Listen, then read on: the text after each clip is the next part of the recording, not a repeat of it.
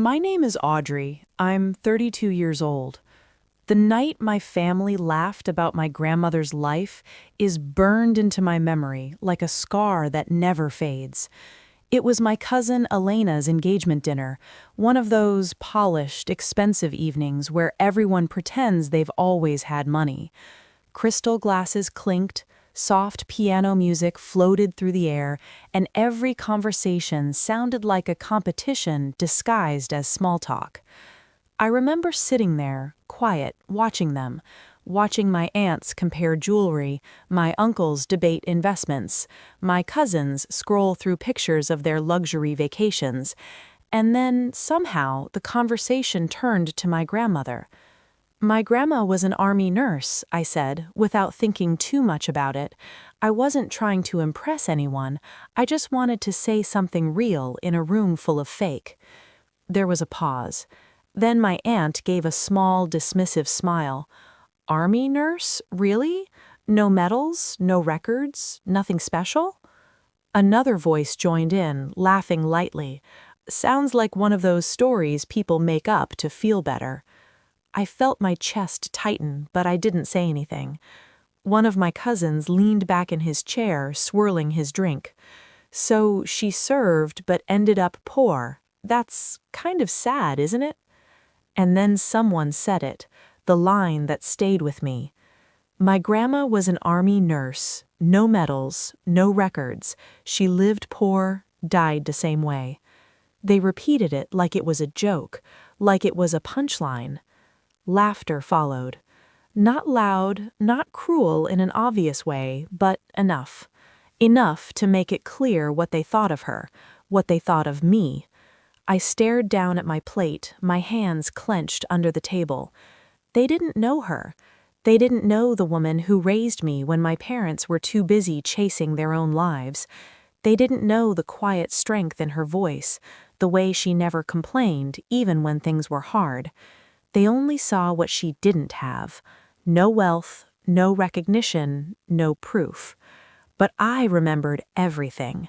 I remembered the small apartment where she lived, always spotless despite its age. I remembered how she used to hum softly while cooking, like the world outside didn't matter. I remembered the old photographs she kept in a worn-out box, pictures she never explained, just smiled at. And I remembered the day she died. There was no crowd, no ceremony, no long line of mourners. At Arlington, it was just me. The wind had been cold that morning, cutting through my coat as I stood there alone. No family members bothered to come.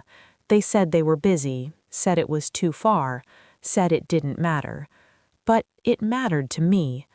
I stood there, holding back tears, feeling like the entire world had forgotten her. Then something unexpected happened.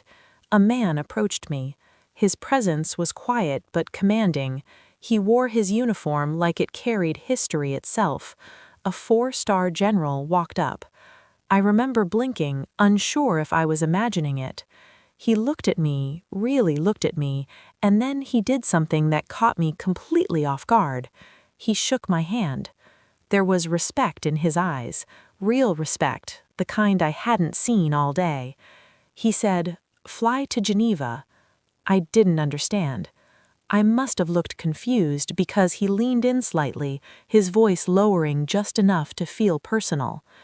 "Give them your grandmother's name. They'll understand."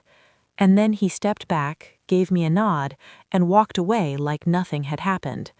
I stood there frozen, my heart racing. Geneva? What was in Geneva? Why my grandmother's name? I looked down at the grave again, at the simple marker that didn't say nearly enough about who she was. For a moment, everything felt heavier.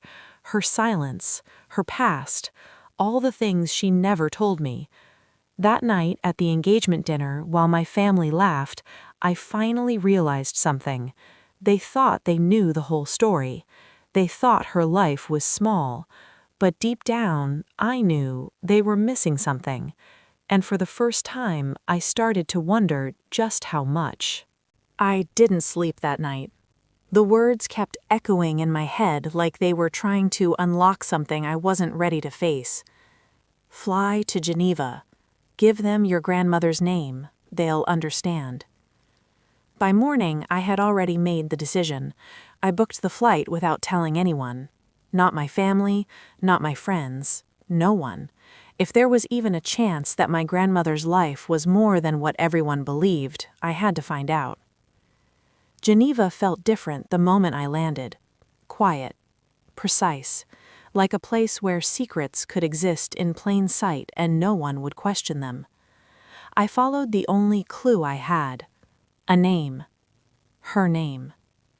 The address I found after hours of digging led me to a private institution, nothing flashy, just a clean, modern building with security that felt deliberate.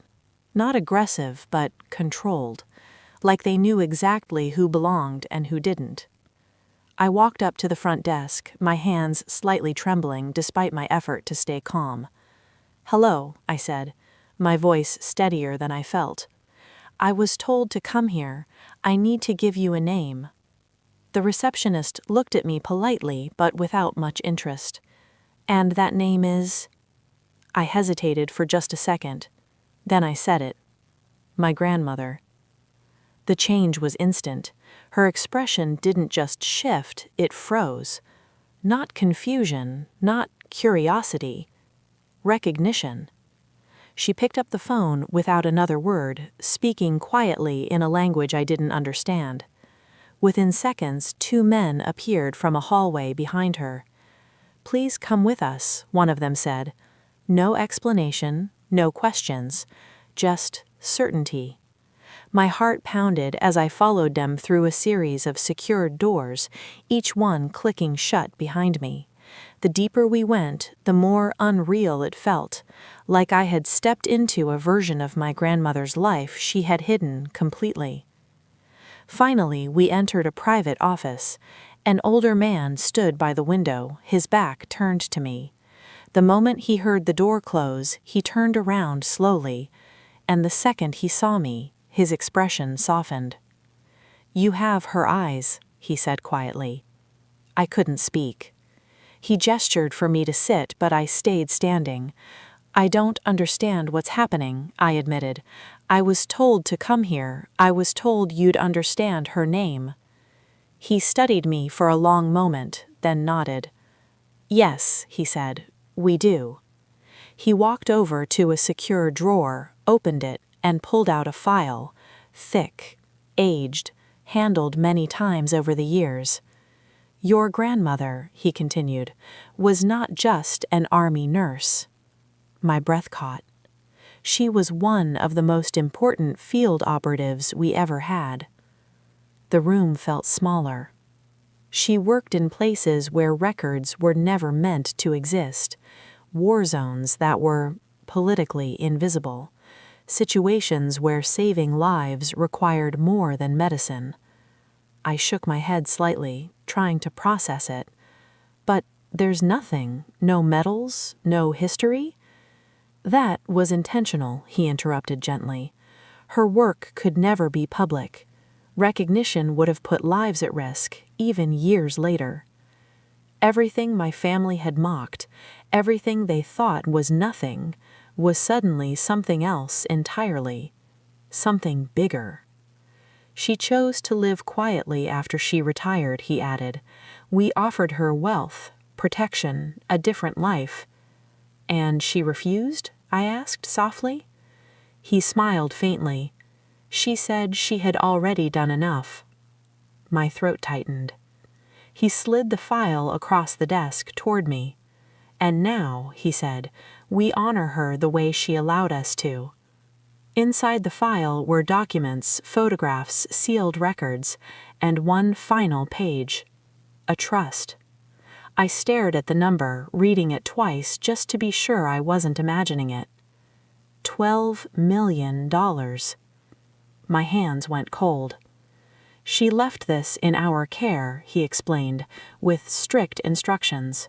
It was never about money for her, but she wanted you to have a choice, a future without limits." Tears filled my eyes before I could stop them. All those years, all that silence, it wasn't emptiness. It was sacrifice. Days later, I sat across from my family again. Same kind of table, same polished setting, same people who once laughed like my grandmother's life meant nothing. But this time, I wasn't quiet. They noticed the difference immediately. "What's going on with you?" one of them asked, half joking, half curious. I looked around the table slowly, meeting each of their eyes. "My grandma was an army nurse," I said. A few of them smirked, already expecting the same story. I didn't stop. No medals, no records. Silence started creeping in. She lived poor, died the same way. Now they were listening. At Arlington, it was just me. Then a 4-star general walked up. He shook my hand. No one moved. "Fly to Geneva," he said. "Give them your grandmother's name. They'll understand." The room had gone completely still. I leaned forward slightly, my voice calm but unshakable. They understood. I let that sit for a moment. Then I added, "And so will you." No laughter this time. No smirks. Just silence, heavy and uncomfortable. Because now they finally realized something they should have known all along. Value isn't always visible, and the people you underestimate the most sometimes carry the greatest stories.